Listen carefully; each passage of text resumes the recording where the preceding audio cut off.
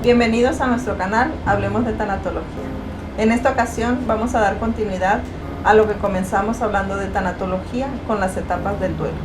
Y tenemos como invitada especial a Verónica Valdés Ornelas, psicóloga y alumna del Diplomado de Tanatología.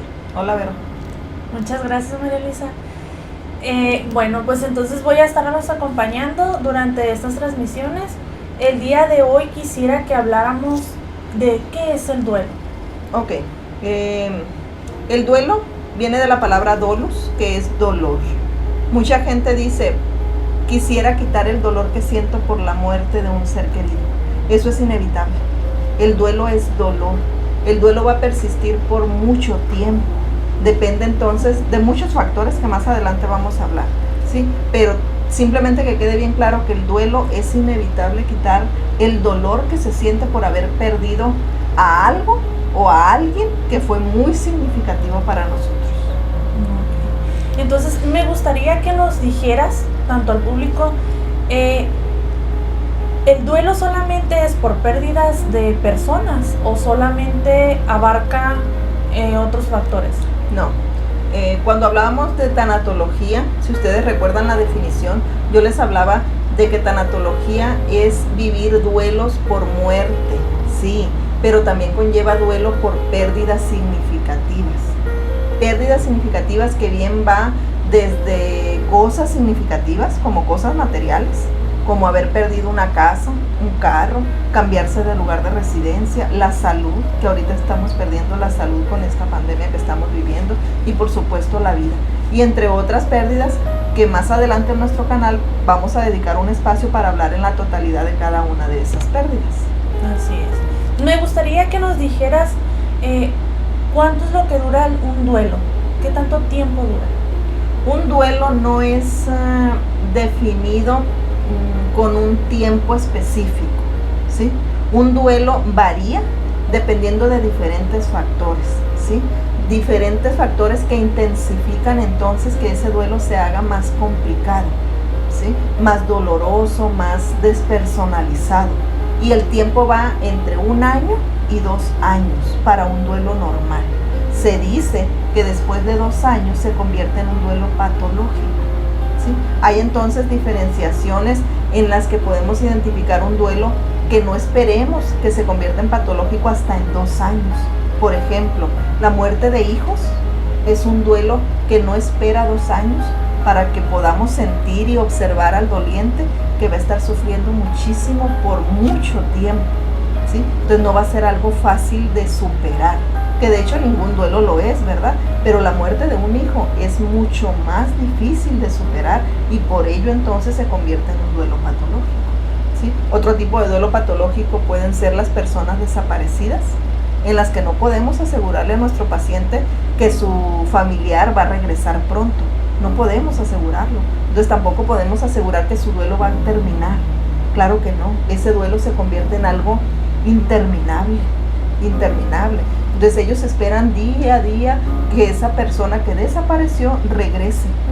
Entonces ese duelo, pues no hay tiempo para ir. Por eso se dice que es interminable, ¿sí? Muy bien. Me gustaría que nos explicaras cuáles son las etapas del duelo.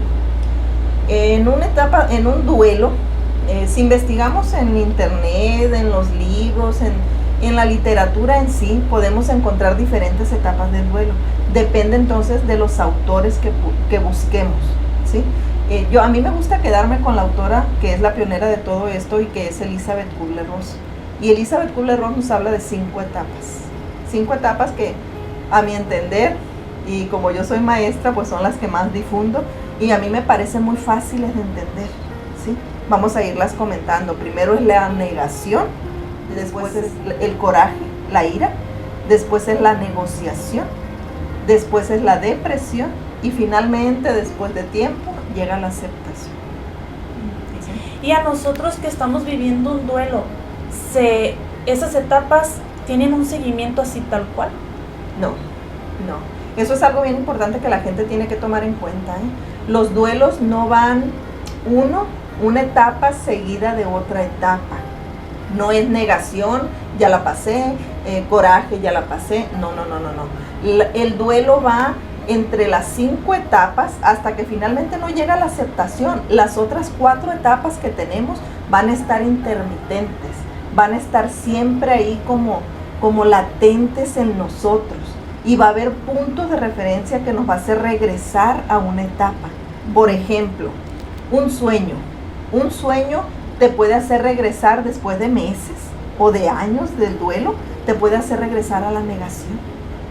¿Por qué? Porque lo ves tan real, lo percibes tan real, que la gente piensa que en verdad es un sueño lo que sucedió, y entonces despiertan buscando a la persona. Cuando despiertan y se dan cuenta que ya no está, es entonces cuando les cae el 20, ¿sí? Y es entonces cuando se desata de nuevo el vivir ese duelo. Pero las etapas van y vienen una y otra, incluso se pueden juntar, ¿eh? Imagínate cómo se sienten las personas cuando viven negación y viven coraje a la vez, ¿sí? Cuando de repente, después de tiempo, también llega la depresión y se vive de una manera que no estás llorando todo el tiempo.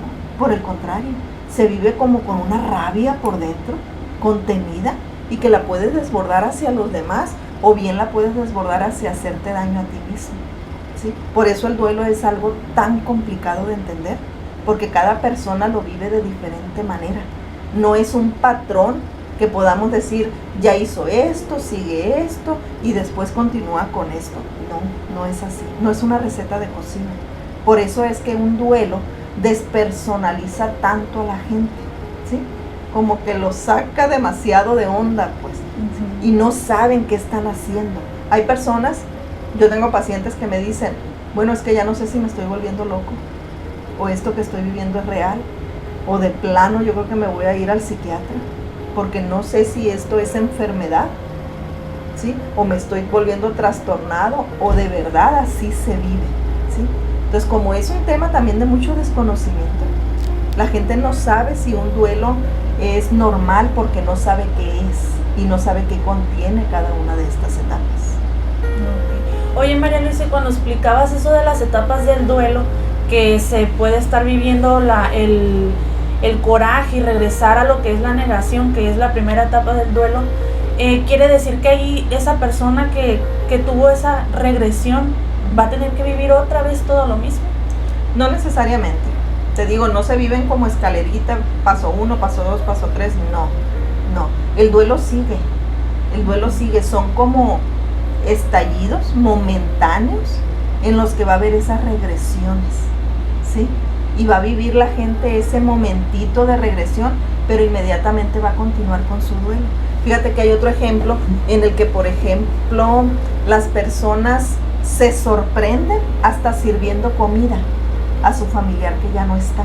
Y cuando ya tienen la comida servida en la mesa, a ellos les cae el 20 y regresan. Y dicen, híjole, es que no es cierto, es que no está. ¿Sí? Entonces son momentos, pero esos momentos nos pueden hacer detonar de nuevo el sentimiento, el coraje, el llanto, la frustración, ¿sí? De esa manera se vive. Muy bien. Entonces, a mí me gustaría que en otro momento nos explicaras detallado cada etapa del duelo, porque yo pienso que muchas personas tienen muchísimas dudas y a veces no hallan si es normal que, por ejemplo, lo que me han preguntado a mí, ¿es normal que hace 3 meses se me murió mi mamá y yo ya no hallo qué hacer? Pues le digo, sí es normal, porque es hace un instante, o sea, hace 3 meses, cuando la etapa dura hasta 2 años. Y yo siento que las personas se preguntan tanto que a veces no hayan salida. Sí. Y yo siento que con estas pláticas ellos van a encontrar cómo trabajar. Mira, un aspecto muy importante que ocurre en los duelos es lo que llamamos nosotros despersonalización. ¿Cómo es eso? Se escucha una palabra muy, muy difícil de entender, pero créeme que es más difícil vivirlo que entenderlo. La gente de verdad pareciera que sale de su persona, ¿sí? La gente de verdad cambia de carácter, cambia de humor, ¿sí? Las personas que eran sonrientes, pues se les fue la sonrisa, se les fue el agrado, se les fue el ser bromista, y empiezan entonces a ser agresivos, ¿sí? A ser silenciosos, a ser más evasivos, Sí, por eso ocurre entonces una despersonalización. Y eso dejas de ser tú. Eso puede ocurrir al instante, el día siguiente, que se note demasiado el cambio. Sí, pero también con el paso del tiempo se va dando cuenta de esto. La misma gente te lo está reflejando. Obvio que como tú eres el doliente, no lo reconoces. La gente te dice, oye, pero ya no eres el mismo. Ya no te ríes, ya no disfrutas.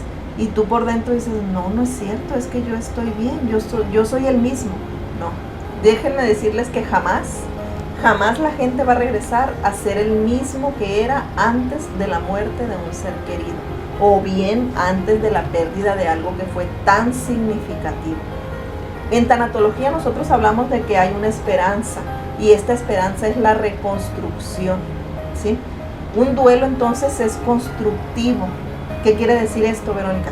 Que con el tiempo el duelo se va reconstruyendo a sí mismo, se va asimilando, se va superando, pero no quiere decir que mi vida va a continuar como antes, ¿sí? Una frase de tanatología nos dice que saber tanatología no nos quita el dolor, nos permite aprender a vivir con ello, ¿sí? Entonces, ¿qué es esto? Quiere decir que entre más esté viviendo yo un duelo, voy a aprender a vivir con él, voy a ir a trabajar, voy a estudiar, voy a hacer proyectos, voy a caminar en la calle. Sí se puede ser funcional.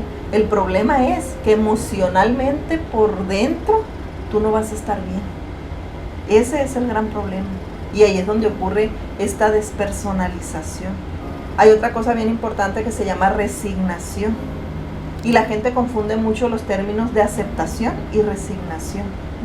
La resignación no es jamás igual a la aceptación, ¿sí? La resignación es una aceptación aparente. La resignación es como decir una frase común, pues ya se murió, ya lo perdiste, la vida sigue, ahora reponte, ahora ve a trabajar, ahora sal a las fiestas. No es tan fácil. Cuando está una persona en duelo de verdad, no es tan fácil regresar a la normalidad. No es tan fácil, tienes que esperar a vivir este proceso de duelo para entonces que exista esta reconstrucción de la que te hablo. ¿Sí? Okay, así es. Entonces lo importante aquí es dejar sentir, que salgan, si quieren llorar, que lloren, todo lo que tengan que expresar, que no se lo guarden. Sí. Bueno, entonces el día de hoy terminamos con esta etapa. Después a nosotros nos gustaría saber bien cada etapa del duelo, ya más a profundidad, que nos explicara cómo se vive, qué podemos hacer en cada etapa del duelo. Ok, ¿Sí estás de acuerdo? Más adelante, si Dios quiere, síganos acompañando en nuestro canal y aquí vamos a aprender mucho sobre tanatología y sobre todo a cómo van a ir llevando ustedes su proceso de duelo.